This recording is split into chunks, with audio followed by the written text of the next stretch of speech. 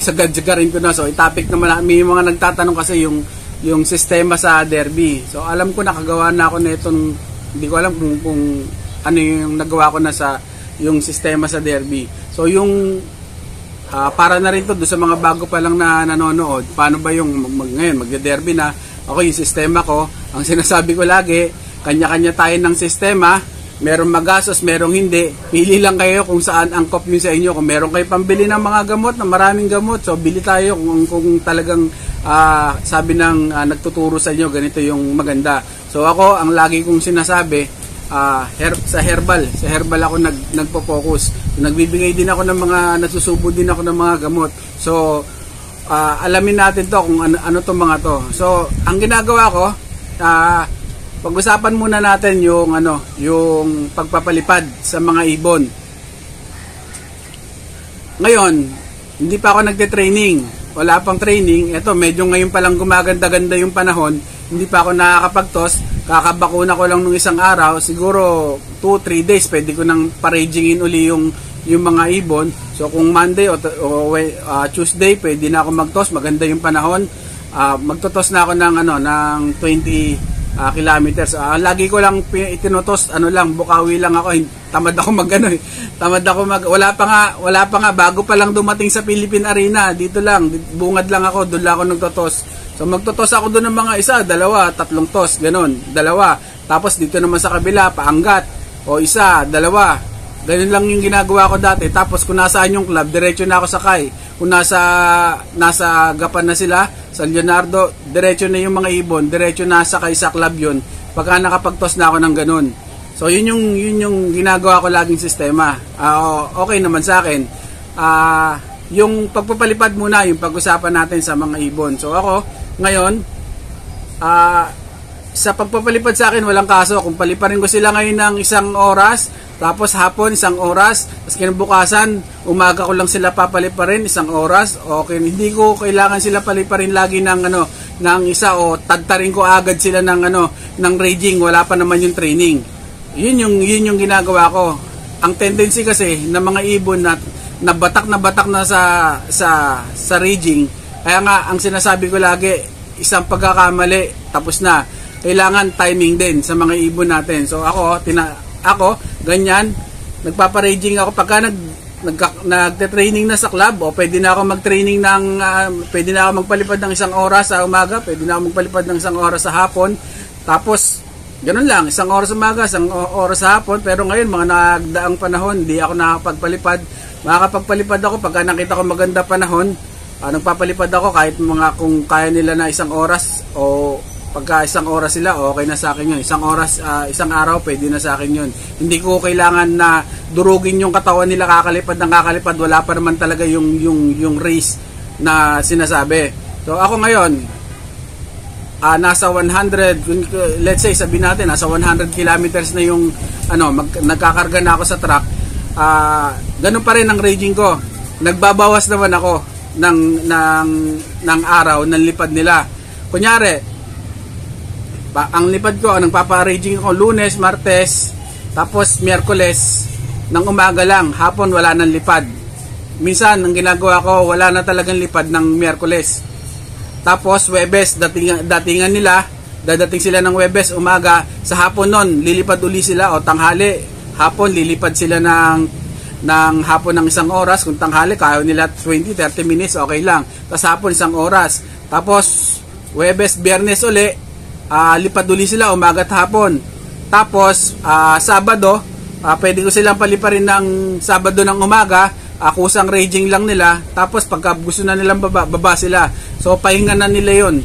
Preparation naman yun para sa loading ng gabi. Kasi nga may mga pulling, may mga sprint, o may mga tayo salihan para yung ibon, kondisyon yung pakpak nila, malakas yung pakpak nila. So meron naman talagang dire-diretso sila mag-training mula umaga, tanghali, hapon, hanggang sa So hindi ako naggaganon na durugin yung mga ibon sa kakalipad ng kakalipad.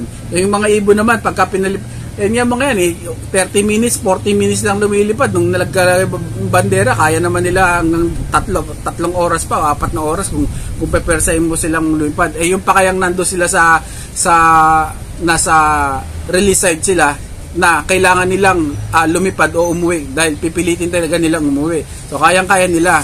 So yun yung ginagawa ko. Pagka Friday na, yun yung pang fundraise. Nagbabawas ako ng ng lipad nila ng Wednesday dahil loading day, tsaka Saturday dahil loading day. Pinapahinga ko yung katawan nila. So yung mga binibigay ko na mga herbal, yung pa rin. Wala akong binibigay na kung ano-ano pagka mga sprint o mga fundraise na ganyan. So lagi ko naman sinasabi, naranasan ko na kasi lahat yan dati pa. Nung bago pa lang ako, syempre malikot ka rin. Nag-experiment din ako. Ito yung mga ibon na nalagyan, binigyan ko ng kung ano ng vitamins. Ito lang yung wala na, sakto lang yung herbal lang yun. Wala namang pagkakaiba. Nahuli. Yung pa rin yung dating at dating nila. So ang ginawa ko, hindi ako nagbibigay ng kung ano-ano. Basta ang sinasabi ko, pag healthy yung ibon, walang sakit, maganda yung kondisyon, maganda yung laban yan kahit saan.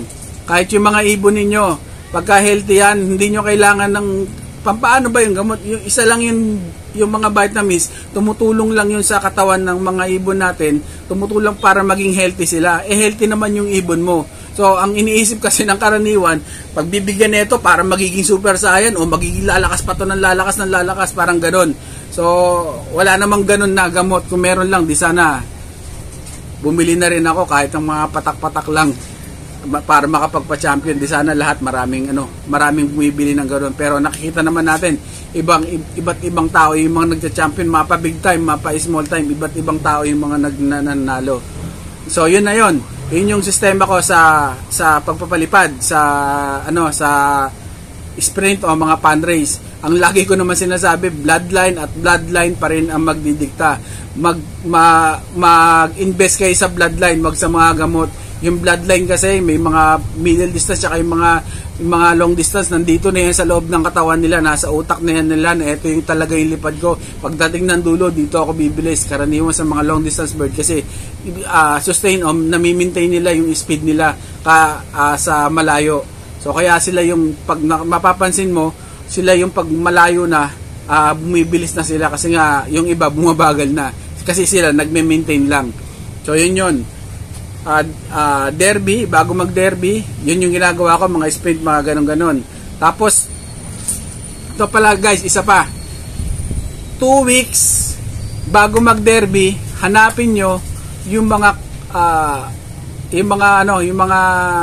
truck na nagpapaload na agad ng Friday. So, yun. Isa sa diskarte yun para yung ibon mo, alam na nila agad pagdating ng derby, kailangan ko kumain dito, kailangan kong preparation yun para sa derby. So dito may mga 2 weeks bago mag-derby may nagpapaload na rito ng Friday. So dun kailangan ikarga yung mga ibon. Kaysa ikarga mo na agad sa truck na derby na mismo. So yun.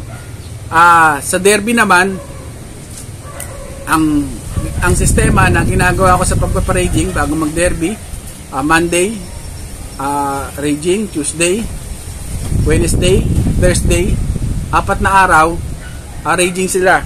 Kung gusto kong magpalipad ng Friday, pero karaniwan di ako nagpapalipad ng Friday kasi loading na kinabukasan. Kung gusto niyo magpalipad, umaga, sariling lipad, tapos okay na.